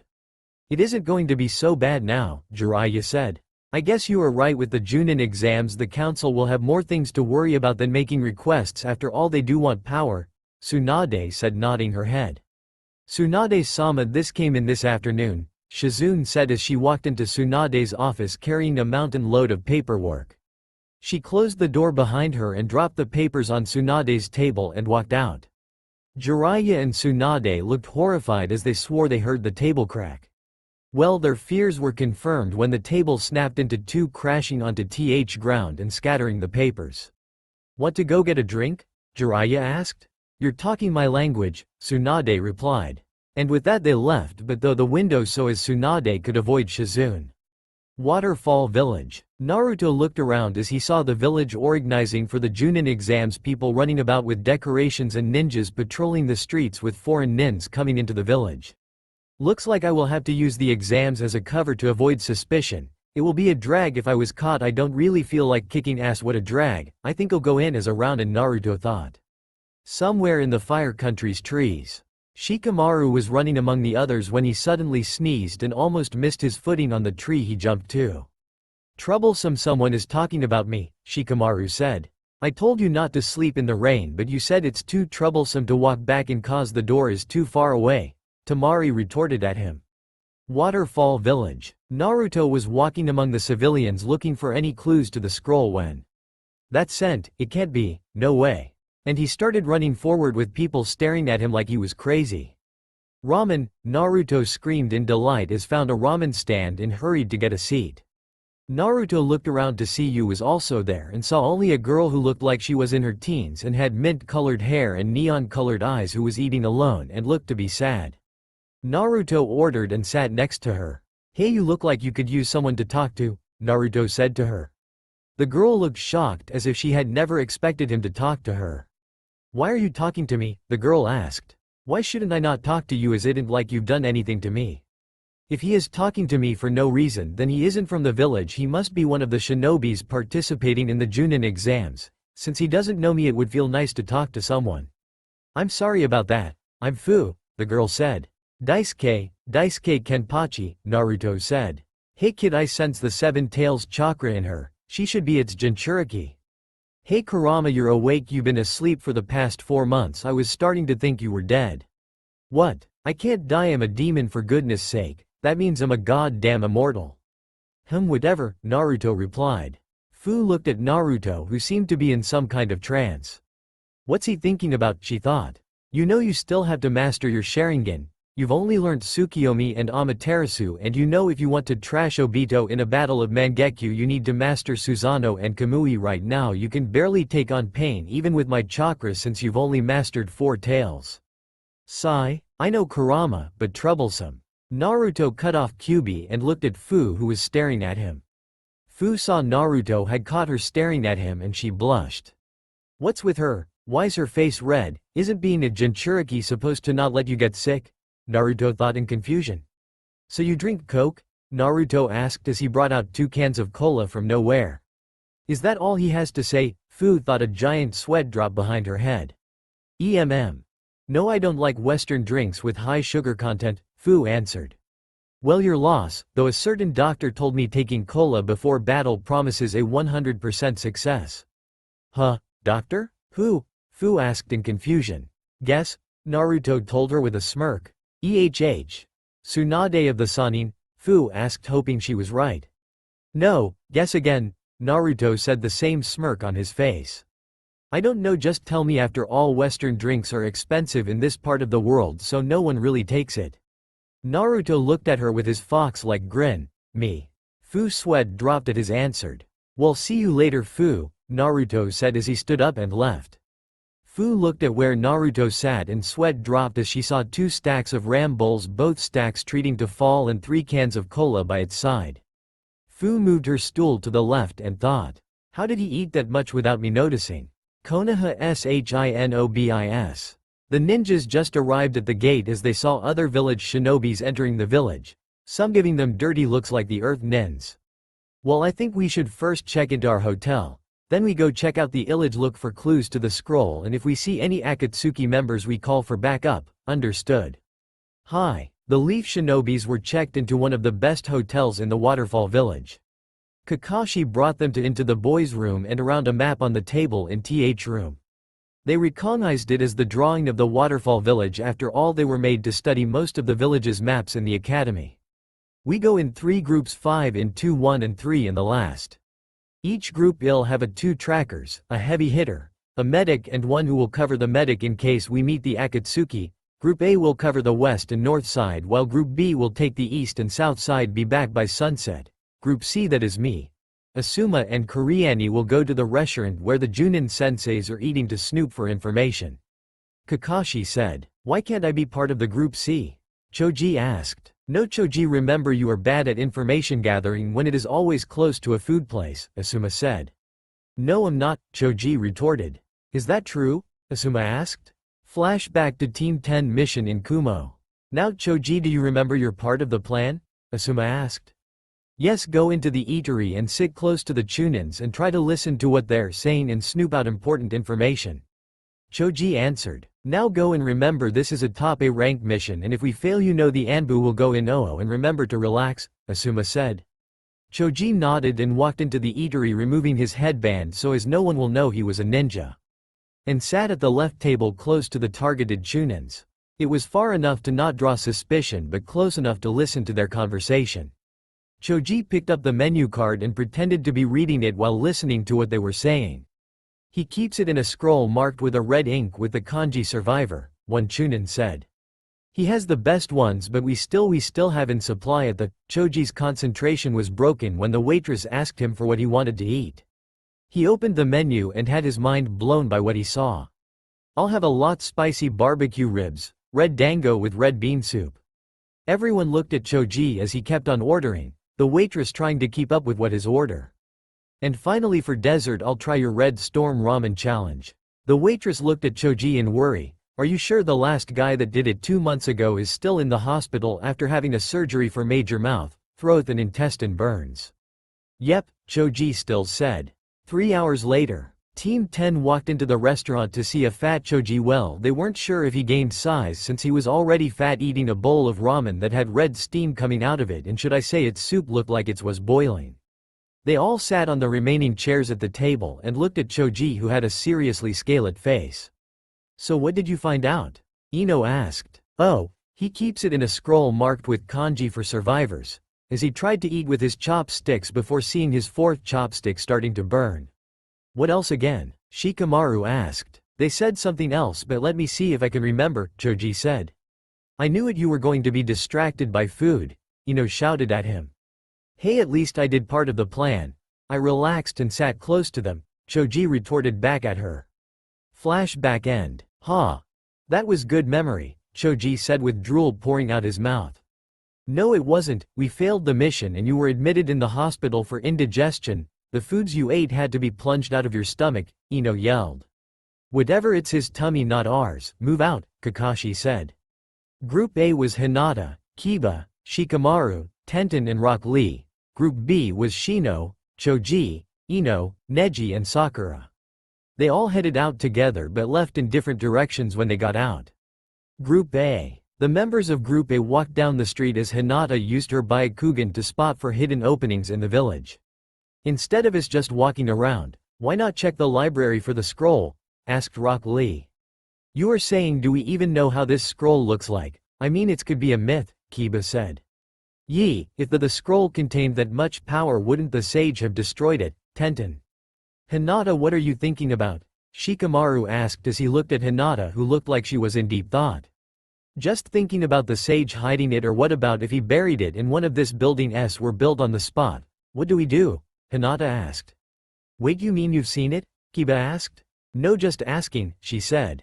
If it comes to that, we will have to ask the senseis, Shikamaru said. Group B went to the museum to check on their information on the Sage of Six Paths. As they were going through it, Neji stumbled on a scroll that was hidden in one of the jars that were there. Hey guys, I found something, Neji said as the others gathered around him. Shino checked if anyone was looking as Neji put his hand into the jar to get the scroll. All right, it's a scroll, but is it what we are looking for? Asked Sakura. Neji opened it to see. What? It's empty. An empty scroll in a museum must be something.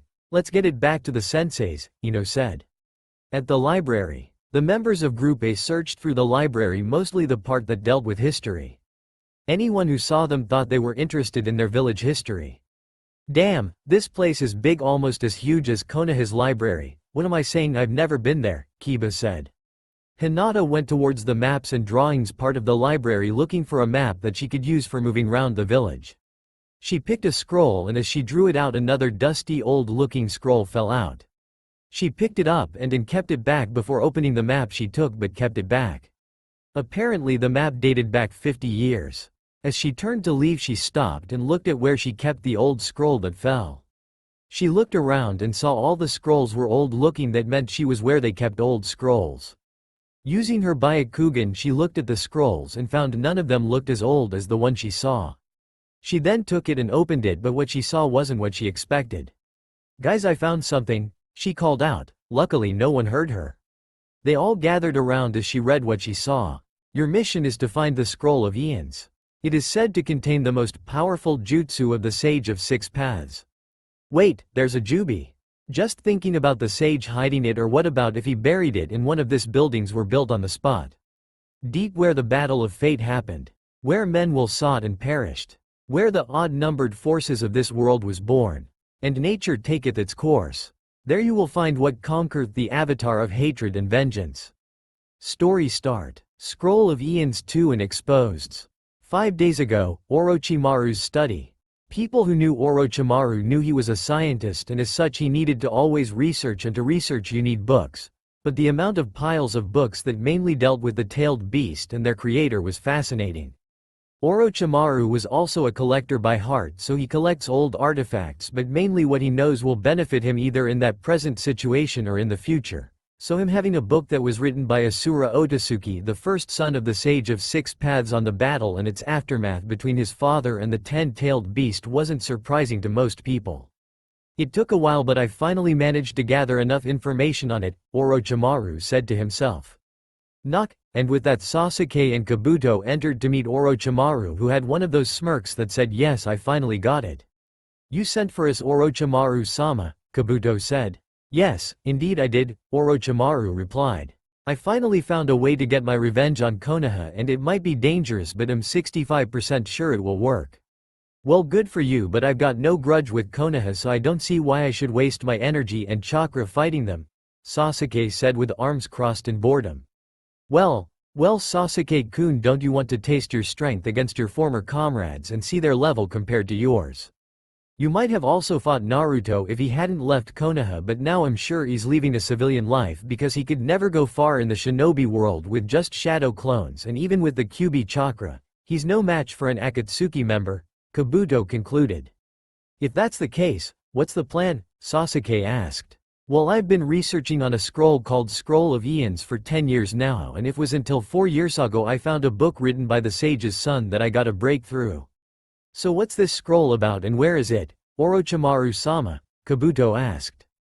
"The sage's ultimate sealing technique, and it is located in Waterfall Village, though I don't know where," Orochimaru answered. "Though there is one fall." "What is it, Sasuke?" "Now." A red-colored blade flew through the air. As it traveled, part of the red dropped off it, revealing it to be the crimson life force of someone as it flew through a man garbed in Taki Chunin uniform. "Damn, how did this happen?" Naruto thought. Flashback. Naruto entered the Junin exams as a Runin and called himself Daisuke Inoue. He was paired up with 2 partners as the first stage demanded a team of 3. His teammates were a guy called Shisui Karaki and Hinata Hyuga. He could still remember the last time he saw her. Flashback. Naruto panted as he ran towards the gates, trying to get there in time as he ran across the rooftops. He pasted a combined Team 8 and 10 who were returning from a mission. Hinata, who was looking at the names of the shops they pasted by, saw he flash by. Naruto-kun, she thought. Anyo, please, I just remembered I have to do something at home. I can't follow you to see the Hokage, she said to the others. No problem, go ahead, Kuriani said.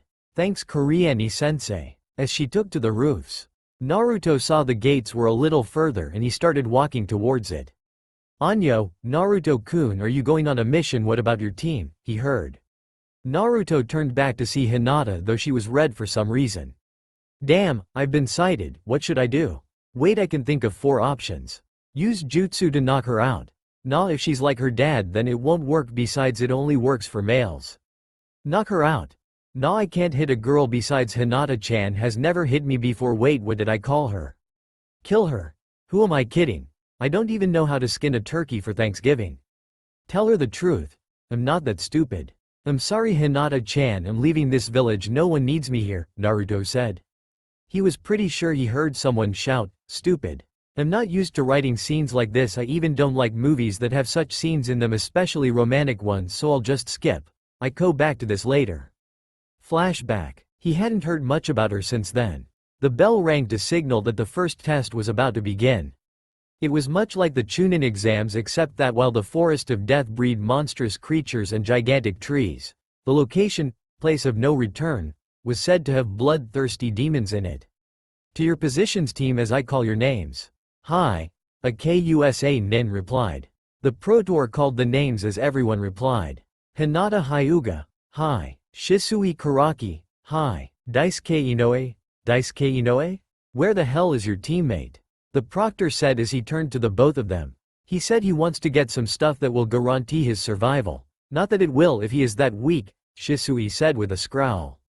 They waited for 15 minutes and everyone could surely see that the proctor was starting to get pissed off. 5 more minutes and he isn't here, you are disqualified, he said to the both of them. 4 minutes and 29 seconds later. That's it, you are grunt. Everyone turned to see Naruto was pulling a huge sack behind him as he walked towards them, and by the look of things it was heavy. Hey guys. He waved at Hinata and Shisui. Where have you been? The proctor screamed at him.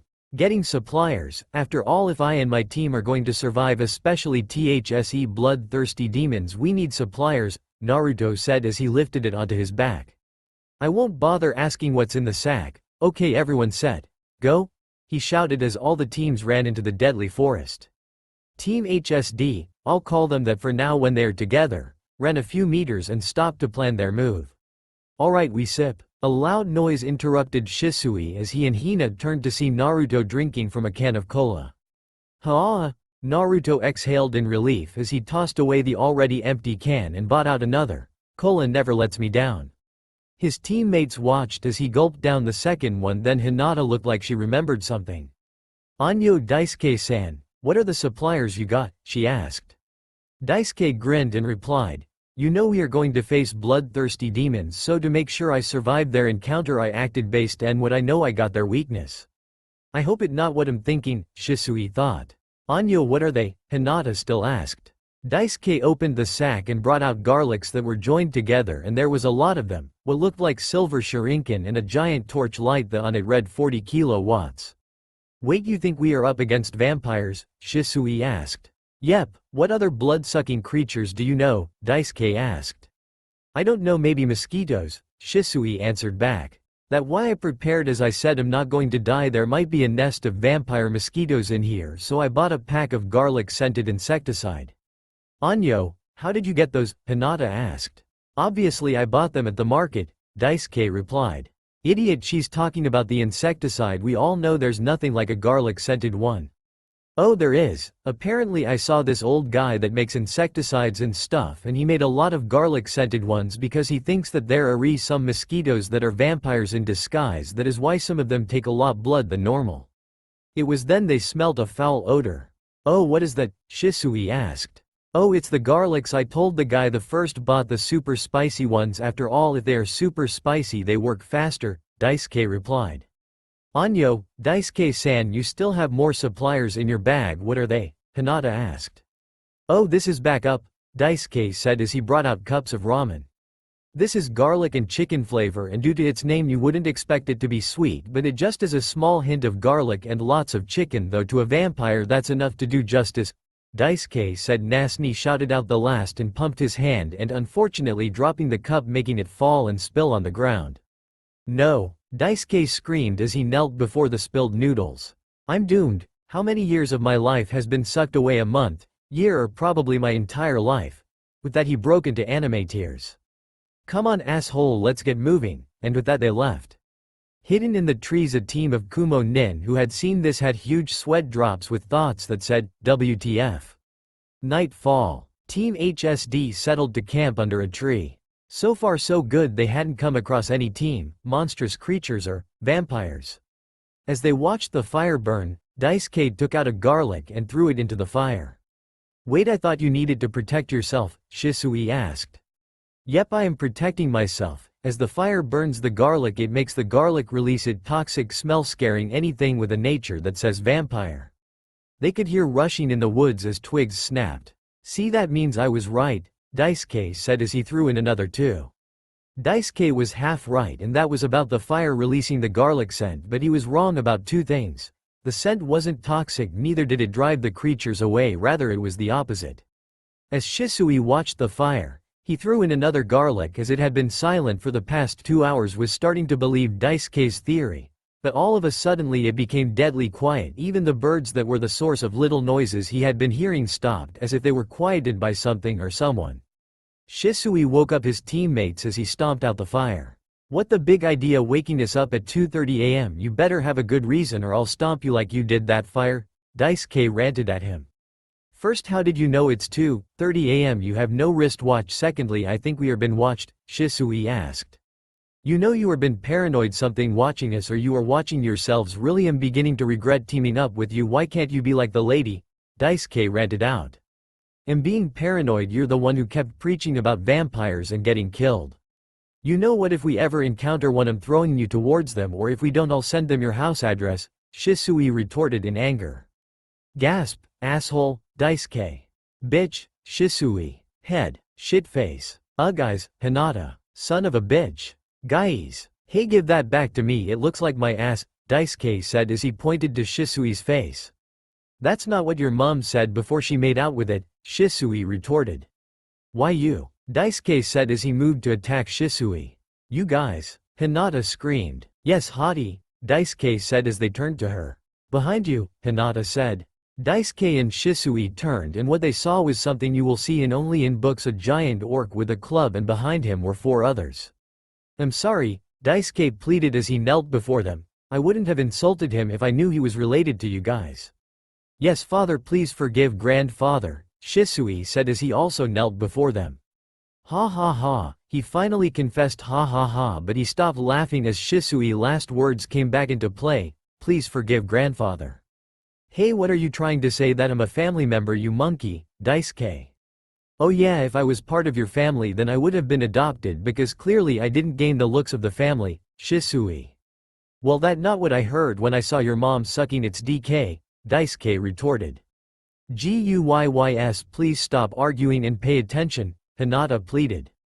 By now even the group of orcs now had sweat drops as they watched the puny humans fight. Blood, need blood, the smallest of the orcs as his eye glowed red. That alone was enough to make shut Daisuke up and shiver in his boots, thinking, damn vampire orcs. It was then that hell got loose. The orcs ran towards them as Team HSD got into their various stances.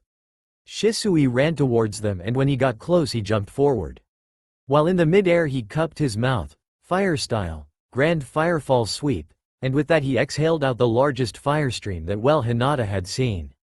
It looked like lava, though it was like the dragon fire she saw in the movies. The stream, just like its name, spat out from Shisui, who was in the air like a waterfall, and poured over the orcs like when it forms its river. You could hear the orcs' screams in the inferno. Their screams were loud and painful that Shisui stopped, whether from pity for the orcs or he was out of chakra for the technique, no one knew, but Daisuke was not ready to have his blood taken. Wind style. Wine from the mountain gods, as a small tornado rose in the midst of the fire, creating a bigger inferno. The orc's screams continued as the fire raged. Daisuke watched with a smile of safety and accomplishment as his teammates looked at him with a look that, crazy. After a while the fire stopped and Daisuke's smile turned upside down as the orcs he tried to turn to barbecue stood in there grunting in anger, its eyesight on Shisui as he was the one they saw attack them. FKU, Daisuke told them as he gave his middle finger to the one in the middle. Run. And with that, let's just say that if Daisuke was alive in the Third Ninja War, the 2 seconds the yellow flash used to decimate the IWA shinobis would have been reduced to 1 or maybe less. But orcs too were great runners, and with their giant size they covered more ground. One orc ran after Shisui while the remaining 2 went after Hyanta and Daisuke. Daisuke, seeing Hinata could no keep up with his amazingly speed, picked her up and Sonic dashed towards the trees. He landed on the tree branch. He turned to face the approaching orcs, brought out a garlic and put it in his mouth and spat it out with a fireball jutsu towards the incoming orc. The orc ate the fireball along with the garlic and Daisuke was dumbfounded. What, he ate it? How is that possible? Vampires or anything of a vampire nature hates garlics, he said as he grabbed Hinata by the shoulders and shook her. No, Daisuke-kun, they are orcs, and according to legends orcs eat men, so that means they also take in their blood. It must have gotten added to it.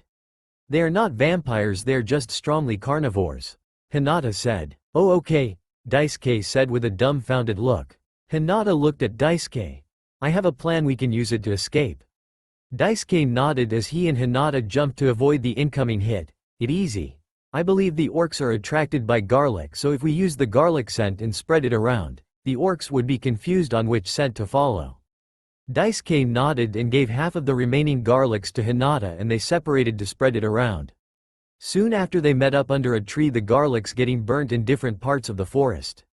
The orcs, not knowing which scent to follow, retreated. Pui, that was a close one, Daisuke said. Let's look for Shisui-san, Hinata suggested. Daisuke nodded and they left. They found Shisui sitting under a tree, his shirt off as he was soaking wet over a fire. They all sat down to rest. Naruto, I'll start referring to him by his true name, then brought out the last instant ramen he kept. He had burnt the rest while having a dying wish in his heart. Wait, Daisuke-kun, that doesn't happen to be a garlic-flavored ramen? Hinata asked. And chicken, yep, he replied. Wait, she screamed, but it was too late. Naruto had already opened the cup and HW was sitting close to the fire. Throw it away quick, far from here, Shisui shouted. Naruto did throw it far away, into the fire for it to burn. That was far away. Ue asterisk hole, do you know what you've done? Shisui shouted at him. You asked me to throw it far away, and since I didn't know how far I could throw it, what better why than to boom? Daisuke was interrupted as an orc broke through the trees, and funny enough it was the same Daisuke gave the middle finger. They all knew because of the bump on its head. ROARR, he roared at them. Ha! Daisuke screamed as he ran into the forest, and funny enough the orc followed him, not seeing Hinata or Shisui, and poor Daisuke was in trouble because he had sprayed garlic insecticide on himself to ward off vampire mosquitoes. Should we go after him? Hinata asked, clearly tired. Nah, he will be fine. Someone who is able to use that type of wind jutsu can take care of himself, Shisui said, also seriously tired. HELPPPMEEE. A scream echoed through the forests and ROARRR followed, letting anyone who heard it pray for them victim's soul. The next time they saw Daisuke was 3 days later after they had beaten down Asuna team and taken their scroll. They all met in the tower where they were supposed to rest, and he looked pretty roughened up if the bump on his head was to say anything. They weren't surprised when he slept for 2 days straight, must be suffering from a lot of headache caused by the hit, the thought. Other teams came in like all the Konoha ninjas except 1, 2 Suna teams, 1 Kumo team, 1 Taki team and 2 Kiri and IWA teams. 2 days after, it was time for the last stage where they fought team on team. I'll skip the boring parts and get to the main thing. All the Leaf Ninjas won, and now down to the last fight. There were 3 teams left, and so as to make it a hot match for the people watching, as all the Cages and Demios were watching, they put all 3 of them against each other. Team HSD versus Kumo team versus Leaf team, Kiba, Rock Lee and Ten. Ready, set, start. And with that both Daisuke and Shisui ran forward, leaving Hinata in their dust. In their eyes you could see competitiveness. They first ran towards the Kumo team as they fired their attack at them. Lightning style. Crackpoint. Lightning style. Bolt explosion. Lightning style. Lightning flow. Daisuke and Shisui shocked the audience as instead of blocking it they step-sided all three attacks, not stopping a bit as they continued their run. Here's a real lightning jutsu, Shisui said. Lightning style. Anger of Zeus. Everyone watched as dark clouds covered the skies and yellow lightning struck across the skies. Water style. Water pistol, Daisuke said as he shot 3 water bullets at the 3 ninjas. Oh no, everyone thought as they now knew what Daisuke and Shisui planned to do. Lightning fell from the skies shocking all 3 Kumo ninjas, burning them to a crisp. Water plus lightning equals bad news, dude. Everyone was horrified at the way the both of them took out the Kumo nins. How were they sure they didn't even kill them? Daisuke and Shisui turned their sights to the Konoha nins and set on to eliminate them like they did the Kumo nins. Lightning style, water style. Anger of Zeus, water dragon. As both attack came down in slow motion, the Konoha nins who were still in shock of what happened were too slow to react, but Hinata was faster. She appeared in front of the Konoha nins and 100 wind gale palm, using it to deflect the attack. Is this the way you betray teammates not from Konoha? Shisui asked. I'm sorry, I can't just let you kill my comrades, Hinata apologized. Daisuke and Shisui nodded at each other and ran towards the Konoha ninjas, both of them bearing their swords. Tenten Yu sealed 2 katanas as she readied herself while the others got into fight stances. As Daisuke got close he whispered, 8 cardinal attack, and 7 shadow clones plus him surrounded Kiba, dancing mantis queen. And with that the 8 of them spun around Kiba and round kicked him, sending him into the wall, which bounced him back as the Naruto's delivered series of kicks that gave Kiba series of bouncing back towards his opponents, which was strange because the walls which was supposed to have been smashed through by Kiba were still intact. By the end of the combo a white flag was standing on Kiba's butt. Kakashi, how is that possible? Kuriani asked, currently flabbergasted. Kuriani, for once I don't know, Kakashi replied. Shisui turned his sights on Tenten, engaging her in a kenjutsu battle. For now it seemed, even until Rock Lee joined the fray, Konoha Senpu. Shisui shunned away and, lightning style. Raging hyena, as he released a lightning flow that flowed towards Tenten, its tips were hyenas. Damn, he planned that. He might have figured that Tenten was a weapon user and used lightning on her, and with all that metal in her pockets I pray she doesn't actually smell like panda. Kakashi sighed. Rock Lee appeared behind Tenten and grabbed her just in time before the lightning hit her, though he wasn't lucky as before left soul could leave the ground it was electrocuted. Aarruggh, Lee grunted in pain as he landed away with Tenten watching Shisui as he stood there with a smirk like he was playing with them. You're in my field of divination, 8 trigrams 60 palms, Hinata said as she appeared behind Shisui and tried to attack him, but, bam, Naruto appeared in front of her and kicked her away. Looks like she hasn't changed, Naruto thought. Yep, still the same shy girl who would go into danger for the sake of her friends. You know she got that from you. Kyuubi said. I know, growl, not now, Naruto whined. The Leaf Nin regrouped and attacked together except Kiba, who had been taken off the field, and Shisui ran towards them. Wyatt? Naruto, who was going to be in the middle of the clash, screamed. They all paused as he turned to Shisui. You know we haven't eaten, you know, due to the orc incident. Yep, you're right, and with that they both sat down with Shisui bringing out a bento and removing a burger, some fries and a Pepsi, while Naruto brought out 3 large bowl of miso ramen and a Coca-Cola. Everyone there watched this with jaws on the floor and mega huge sweat drops. What are you doing, Tenten? What does it look like we are eating, Shisui? In a time like this, Hinata. So, Naruto, ye guys there trying to say you guys aren't threats and are nobody, Ino shouted from the crowd. Nobody, Rock Lee whispered as he had flashbacks of when people said he was a nobody. I am not a nobody, 4th gate open. He screamed. He sped towards Shisui and Naruto, Hulk drop. As he jumped and smashed his leg onto the both of them, the hit creating a giant cloud of dust. Everyone held their breath as they waited to see what happened next. That's all for my now. If you enjoy then please like, share and do comments.